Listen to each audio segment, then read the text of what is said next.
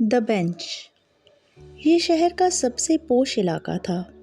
مجھے یہاں شفٹ ہوئے ابھی کچھ ہی دن ہوئے تھے، یہی کوئی لگ بھگ 20-25 دن۔ میں نے جو گھر خریدا تھا وہ ایک دم میرا من پسند تھا، وسیع و عریض، پرتعیش اور ذرا الگ تھلگ تھا۔ میں ایک رائٹر ہوں اور رائٹنگ کیونکہ میرا پیشن ہے، اس لیے میں تھوڑی تنہائی پسند ہوں۔ مجھے یہ گھر اور علاقہ اس لیے بھی بھا گیا تھا کہ مجھے لکھنے کے لیے جس قسم کے ماحول کی ضرورت تھی وہ جگہ اس کے لیے بہت مناسب تھی۔ میں گھر میں اپنے چند ملازموں اور پیٹ ڈاگس کے ساتھ رہتی تھی۔ میں نے دیکھا کہ ارد گرد کا ماحول پرسکون ہے، تو میں نے رات کو کوئی 10 بجے کے قریب اپنے علاقے میں ہی مطلب اسٹریٹس میں واک کرنا سٹارٹ کیا۔ یہ علاقہ ذرا ویران اور پرسکون ہے۔ ویران اس لیے کہ گھر بہت بڑے بڑے ہیں اور اسٹریٹس میں اور ارد گرد آمد و رفت نہیں ہوتی، اور رات کے ٹائم تو بالکل بھی نہیں۔ اس لیے اکثر ادھر کے کچھ لوگ اپنی سہولت کے حساب سے واک کرنے کے لیے پارکس میں جانے کی بجائے علاقے میں ہی چہل قدمی کر لیتے ہیں۔ مختصر یہ کہ میں نے بھی واک کی روٹین بنا لی۔ میں واک کرتے کرتے ایک ایسے حصے میں چلی جاتی جو باقی حصوں کی نسبت زیادہ پرسکون تھا۔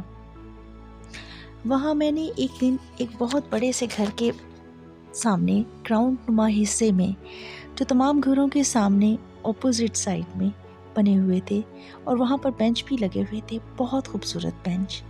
میں نے وہاں پر ایک بینچ پر ایک نوجوان لڑکے کو جو لگ بھگ میری ہی عمر کا تھا کو بیٹھے نوٹس کیا۔ وہ ایک سلم اور ٹال سا لڑکا تھا۔ اس نے ایک سیاہ قدرے اولڈ فیشن مگر بہت کلاسی اور ایکسپینسو سا لانگ کوٹ پہنا ہوا تھا اور اسٹائلش سی کیپ سر پر، اور ہاتھ میں ایک بہت کلاسی سی پتلی سی واکنگ سٹک اس کے اسٹائل کو مزید دلچسپ اور قابل غور بنا رہی تھی۔ وہ خود میں مگن بس اس بینچ پر بیٹھا ہوا تھا، نہ جانے کیوں مگر میری دلچسپی اس میں بڑھتی جا رہی تھی۔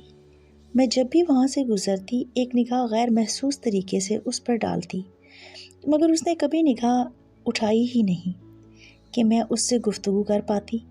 میرے دل میں اس سے گفتگو کرنے اور اسے جاننے کا شوق پیدا ہو گیا تھا اور میں اس سے بات کرنا چاہتی تھی۔ علاقے کے کچھ لوگ کبھی کبھار چند ایک واک کرتے ہوئے مجھے مل جاتے، چند ایک کے ساتھ میری ہیلو ہائی بھی ہو جاتی تھی، مگر وہ لڑکا ذرا الگ تھا۔ وہ ادھر اپنے گھر کے سامنے بس اس بینچ پر بیٹھا خلاؤں میں گھورتا رہتا تھا۔ کیونکہ وہ اس گھر کے سامنے کے بینچ پر ہمیشہ بیٹھا ہوتا تھا، اس لیے مجھے یقین تھا کہ وہ اس کا گھر ہے۔ ایک دن میرا موڈ بہت اچھا تھا۔ میں جب اس بینچ کے قریب سے گزری تو میں اس لڑکے کو دیکھ کر ایک لمحے کے لیے رک گئی۔ لڑکا ہمیشہ کی طرح اس بینچ پر بیٹھا ہوا تھا۔ ایک اور دلچسپ بات اس کے بارے میں نے یہ نوٹس کی کہ وہ ہمیشہ ایک طرح کے ہی لباس میں ملبوس رہتا تھا۔ اس کی شخصیت خاصی پرکشش تھی۔ میرا موڈ خاصا اچھا تھا، اس لیے میں رک کر اسے مخاطب کرنے کا سوچ کر اس کے قریب گئی۔ ہیلو، میرا لہجہ بہت پرجوش اور خلوص بھرا تھا۔ میں بینچ کے قریب کھڑی ہو کر لڑکے کو دیکھنے لگی۔ قریب سے معلوم پڑا کہ وہ خاصا گڈ لکنگ، اچھا خاصا ہینڈسم لڑکا تھا۔ اس نے ذرا گہرے انداز میں مسکرا کر کہا، ہیلو، ہاؤ آر یو؟ میں نے بات بڑھاتے ہوئے کہا، میں نے آپ کو ڈسٹرب تو نہیں کیا؟ میں نے یہ کہہ کر اس کے چہرے پر نگاہیں جما دیں تاکہ اس کے تاثرات دیکھ سکوں۔ رائٹر ہونا میرے اندر کا لکھاری مجھے یہ سب کرنے پر مجبور کرتا رہتا ہے۔ اس کے چہرے پر تاثرات سے آری مسکراہٹ جمی ہوئی تھی اور اس نے دھیمے سے کہا، میں ٹھیک ہوں، آپ نے مجھے ڈسٹرب نہیں کیا۔ میں نے دوستانہ اسمائل پاس کی اور کہا، میں ادھر بیٹھ سکتی ہوں اگر آپ مائنڈ نہ کریں تو؟ ارے نہیں، میں تو اچھا محسوس کر رہا ہوں کہ آپ نے مجھ سے بات کی۔ میں آپ کو نظر تو آیا؟ اس کا انداز عجیب پراسرار تھا جو مجھے اس وقت محسوس نہیں ہوا۔ میں پرجوش انداز میں بینچ کے دوسرے سرے پر اس کے ساتھ بیٹھ گئی۔ میں آپ کو روز ادھر بیٹھتے دیکھتی ہوں۔ ہاں، وہ میرا گھر ہے، جب تھوڑا دل اچاٹ ہو جاتا ہے تو ادھر باہر آ کر کچھ وقت گزارتا ہوں۔ اس نے گھر کی جانب انگلی سے اشارہ کرتے ہوئے کہا، ارے گھر کا لان ہی آپ کا اتنا بڑا ہے، پھر بھی ادھر آ کر بیٹھتے ہیں؟ میں نے مصنوعی حیرت سے کہا، جی ہاں، میں چار دیواری سے کچھ لمحے گزارنا چاہتا ہوں باہر۔ کافی دلچسپ انسان ہے۔ میری بات پر وہ دھیرے سے مسکرایا۔ وہ بہت سافٹ سپوکن تھا، چہرے پر مسلسل سکوت رہتا تھا اور وہ بات مختصر فکروں میں کرتا تھا۔ آپ کا نام کیا ہے؟ میں نے بھی اپنے لہجے کو ذرا دھیما اور پر اثر بنانے کی کوشش کرتے ہوئے پوچھا۔ نام میں کیا رکھا ہے، آپ جو چاہیں مجھے نام دے دیں۔ ویسے بھی کرداروں میں آپ کو زیادہ دلچسپی ہے، قصے، کہانیاں، کردار اور پھر ان میں رنگ بھرنا، یہ سبھی آپ کی دلچسپی کا مرکز ہیں۔ مجھے خوشگوار حیرت ہوئی۔ میں نے پرجوش لہجے میں کہا، ارے یار، آپ کو یہ سب کیسے پتا؟ مجھے آپ کے بارے میں بہت کچھ پتا ہے، پہلی بار اس نے شوخ لہجے میں کہا۔ مگر کیسے؟ میں نے بچوں کے سے انداز میں کہا۔ میں نے آپ کی پوڈ کاسٹ دیکھی تھی، آپ کی کچھ کہانیاں بھی پڑھی ہیں اور ایک دو ڈائجسٹ جن میں آپ لکھتی ہیں وہ بھی میں نے پڑھے ہیں۔ اور یہ کہہ کر وہ رک گیا اور میرے چہرے کی طرف میرے تاثرات نوٹ کرنے کے لیے دیکھنے لگا۔ میرا چہرہ مکمل طور پر حیرت کا مجسمہ بنا ہوا تھا۔ باپ رے، آپ تو اتنا کچھ جانتے ہیں، بڑے پراسرار انسان ہیں آپ۔ وہ مدھم انداز میں ہنسا۔ ہنستے ہوئے اس کے گالوں میں گڑھے پڑتے تھے جو اس کی شخصیت کو مزید مسحور کن بناتے تھے۔ پھر بھی آپ اپنا نام تو بتائیں، میں نے اصرار کیا۔ نام میں کیا رکھا ہے، آپ کا جو دل چاہے آپ رکھ لیں۔ میں بھی تو دیکھوں کہ آپ میرا کیا نام رکھیں۔ اگر میں آپ کی کہانی کا کوئی کردار ہوتا تو ہم بھی تو آپ کی تخیلاتی طاقت کو دیکھیں۔ اسرار، میں نے یکدم اس کی آنکھوں میں جھانکتے ہوئے کہا، تم کسی راز سے کم نہیں، اس لیے تمہارے لیے فٹنگ نیم اسرار ہے۔ اس کا مطلب ہوتا ہے راز۔ میرے چہرے پر ایک عجیب سا تاثر لمحے بھر کے لیے آیا۔ انٹرسٹنگ، لڑکے نے کہا۔ اب ہم روز اسی وقت پر ملنے لگے اور میں اسے اسرار ہی کہہ کر پکارتی اور وہ میرے لیے اسرار ہی تھا۔ ہم روز اسی بینچ پر بیٹھ کر کچھ وقت باتیں کرتے۔ اب دھیرے دھیرے یہ ہمارا معمول بن گیا۔ ہم دونوں بہت اچھے دوست بن گئے۔ وہ زیادہ تر میری باتیں سنتا، مجھ سے میرے متعلق پوچھتا، میں اپنے دن بھر کی باتیں اس سے شیئر کرتی۔ اپنے کسی مسئلے پر اگر مجھے کوئی مشورہ اگر چاہیے ہوتا تو وہ بہت اچھا مشورہ دیتا۔ وہ بہت پرخلوص اور ہیلپنگ تھا۔ میں اپنی کہانیاں اور کردار بھی اس کے ساتھ ڈسکس کرتی۔ وہ بہت دلچسپی سے میری باتیں سنتا۔ کرتے کرتے ہماری دوستی اور گپ شپ کو کئی ماہ ہو گئے۔ وہ مجھے کبھی کبھی آنے والے وقت کے بارے میں کوئی ایسی بات کہہ دیتا جو پوری ہو جاتی، جس سے میں اس کے سکس سینس سے اچھی خاصی متاثر ہو گئی۔ وہ مجھے لے کر بہت کیئرنگ اور سنسیئر تھا۔ ایک کمال کا دوست، ایسا دوست جس کی خواہش ہر انسان کرے۔ ہماری دوستی دن بدن گہری ہوتی چلی گئی۔ ہمارا اعتماد ایک دوسرے پر بہت پختہ ہوتا چلا گیا۔ اب روز اسی جگہ پر ملنا اور بینچ پر بیٹھ کر طویل گفتگو کرنا ہماری عادت اور معمول بن گیا تھا۔ وہ اکثر میری کہانیوں کے کرداروں کو سمجھنے اور میری کہانیوں کو عنوان دینے میں میری مدد کرتا تھا۔ وہ مجھے اپنے بارے میں کبھی کچھ نہیں بتاتا تھا۔ میں جب بھی اس سے کچھ اس کے بارے میں پوچھتی، وہ ہمیشہ یہی کہتا، اگر میں تمہاری کہانی کا کردار ہوتا تو کیسا ہوتا؟ کبھی کبھی میں اس کی ان باتوں سے چڑ جاتی تھی۔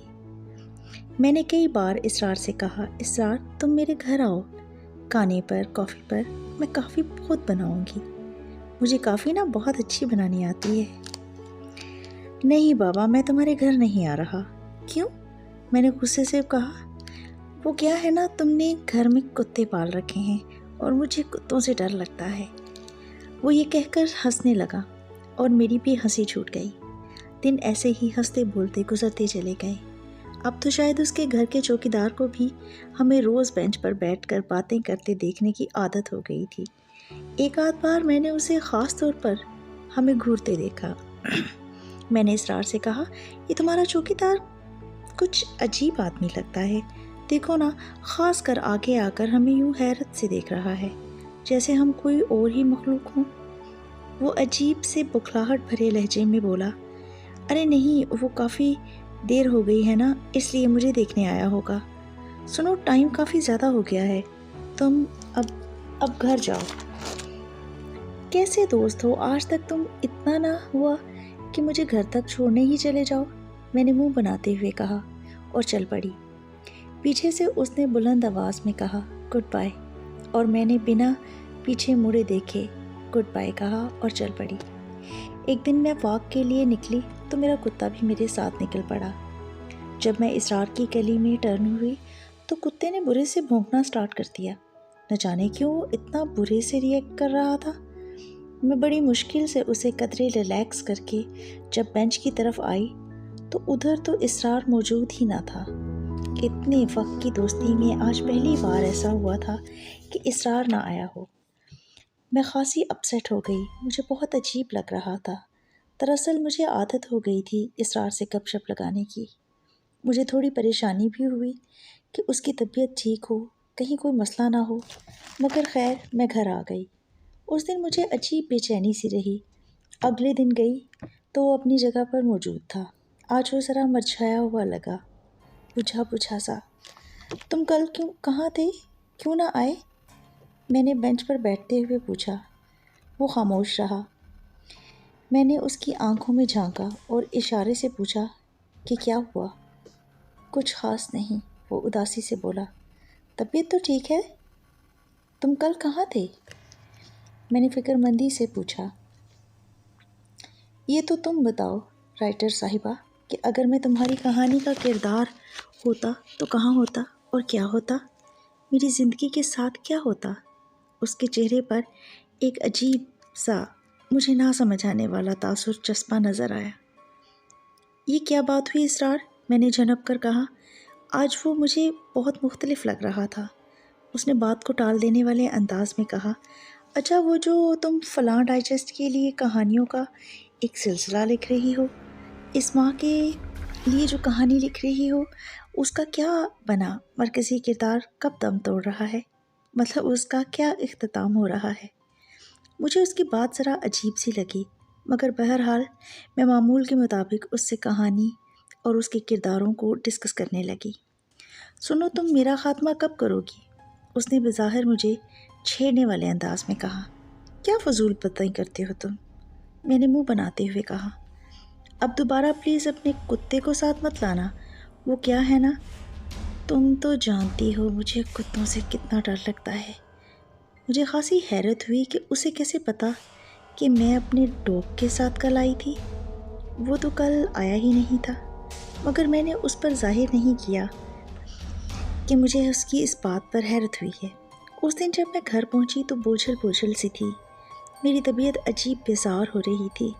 آج پہلی بار میرے ذہن میں یہ سوال آیا کہ اسرار ہے کون؟ وہ ایک بالکل اجنبی لڑکا ہے اور میں اس کا نام تک نہیں جانتی۔ وہ بہت برے سرار سا ہے اور میں مہینوں سے اس سے روز مل رہی ہوں، گپ شپ کرتی ہوں، اپنی ہر بات، پرابلم، کام، سب کچھ ڈسکس کرتی ہوں، جبکہ وہ مجھے اپنے بارے میں کچھ بھی نہیں بتاتا۔ انہی باتوں کے تانے بانے کو سلجھانے کی کوشش کرتے کرتے تھک گئی تو اپنی ایک کہانی جس پر میں پچھلے 10 ماہ سے کام کر رہی تھی کو مکمل کرنے لگ گئی۔ 10 ماہ پہلے میں نے یہ کہانی لکھنا شروع کی تھی، مگر پھر کیونکہ مجھے کچھ اور ڈائجسٹ کے لیے سٹوریز وغیرہ لکھنی تھی تو میں یہ کہانی مکمل نہ کر پائی۔ مجھے اس کا اینڈ نہیں سوچ رہا تھا۔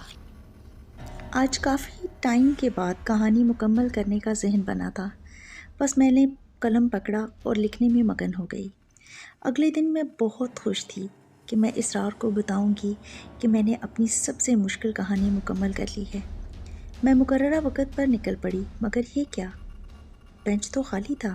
میں کافی دیر انتظار کرتی رہی، مگر اسرار نہ آیا۔ میں انتظار کر کر کے تھک کے گھر لوٹ آئی۔ میں بہت اداس تھی۔ پھر کرتے کرتے کئی دن گزر گئے۔ میں روز جاتی اور خالی بینچ کو دیکھ کر انتظار کر کر کے واپس آ جاتی۔ اب مجھ پر اداسی چھانے لگی۔ مجھے شدت سے احساس ہو رہا تھا کہ کوئی نہ کوئی مسئلہ ہے۔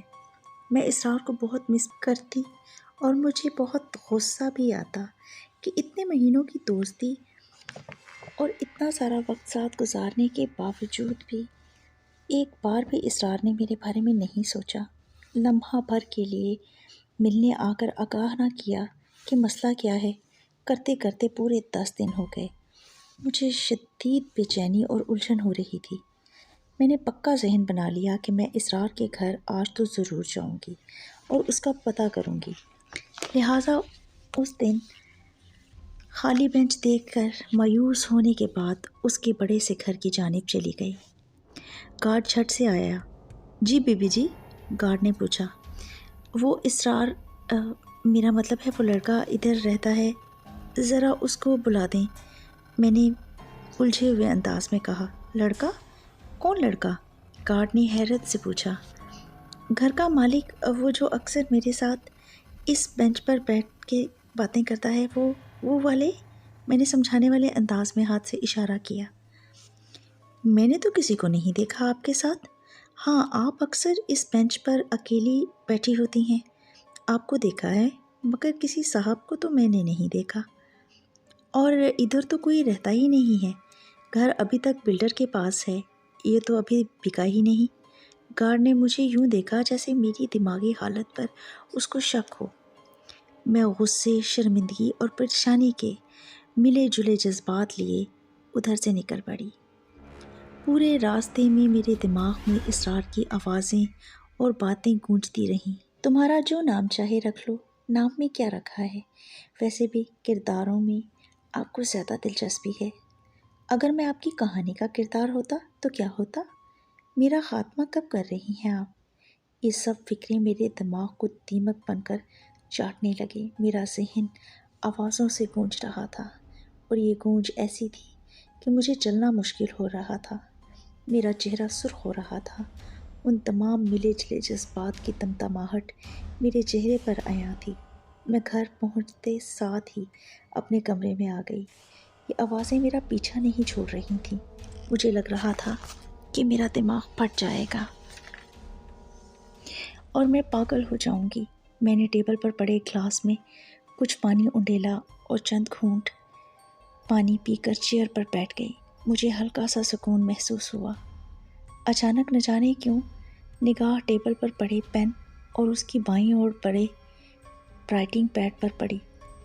وہ میری کہانیوں کی وہ سیریل تھی جس کی ایک کہانی میں نے پچھلی رات کو مکمل کی تھی۔ کہانیوں کے مجموعے کا نام تھا اسراریات۔ اچانک میرے دماغ میں ایک روشنی سی گوندی۔ میں نے جب رائٹنگ پیڈ کھولا تو رات جو کہانی میں پچھلے 10 ماہ سے مکمل کرنے کی کوشش کر رہی تھی اور اتنے طویل عرصے کے بعد رات کو اختتام کرنے میں کامیاب ہوئی تھی، اس کا نام تھا دی بینچ۔ اور میرے ذہن میں اسرار کی باتیں پھر سے گونجنے لگیں۔ اس کی باتیں، اس کے جملے، اس کے الفاظ میرے دماغ میں ہنگامہ برپا کیے ہوئے تھے۔ میں نے دونوں ہاتھوں سے اپنے سر کو تھام لیا۔